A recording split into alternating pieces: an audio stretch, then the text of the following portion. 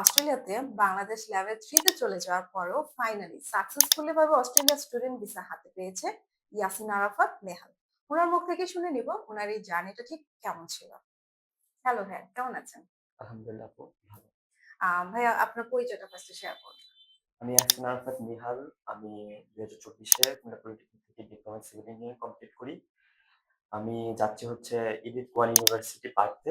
আমার সাবজেক্ট হচ্ছে bachelor of civil engineering. আর আচ্ছা। আমার পিটি স্কোর ছিল 55 নোবেল 55।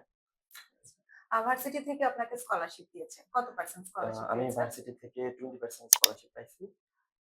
আচ্ছা। ওভারসিজে কিভাবে আসে? আপনার ওভারঅল জার্নিটা একটু শেয়ার করুন। ওভারসিজে আমি আমার ফ্রেন্ডের মাধ্যমে আসি। তো সে আমাকে সাজেস্ট করে তারপর আমি সরাসরি এখানে এসে কথা বলার পরে আচ্ছা। আ আমি ডিসিশন নিই যে এখান থেকে সবকিছু করব। তারপরে এই পর্যন্ত আসা। অ্যাপ্লিকেশন টু ভিসা পাওয়া পর্যন্ত আমার জার্নি খুবই স্মুথ ছিল। আচ্ছা, কোথাও কি ক্রিটিক্যাল কোনো ইস্যু ছিল ফুল জার্নিতে? না তেমন ক্রিটিক্যাল কোনো ইস্যু ছিল না। উম আমি সরাসরি আনকন্ডিশনাল অফার লেটার পাই আচ্ছা, এবং আচ্ছা। ওই একটু লেট হয় যদিও তারপরেও আমি স্মুথলি পুরা জার্নিটা এই পর্যন্ত আসা। ফাইনালি ভিসা চলে জি, আসছে। জি। আর আমাদের আপকামিং যে স্টুডেন্ট গুলো আছে বাইরে পড়াশোনা করতে যেতে চায়, ওদের জন্য কোনো মেসেজ আছে? ওদের জন্য আমার থেকে একটাই মেসেজ যে আপনারা যারা ইন ফিউচার আপকামিং যারা যেতে চাচ্ছেন, আম আপনারা নিঃসন্দেহে ওভারসিজকে চুজ করতে পারেন।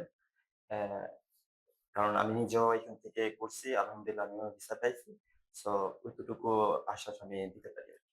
থ্যাংক ইউ সো মাচ ভাইয়া। Best wishes for in future.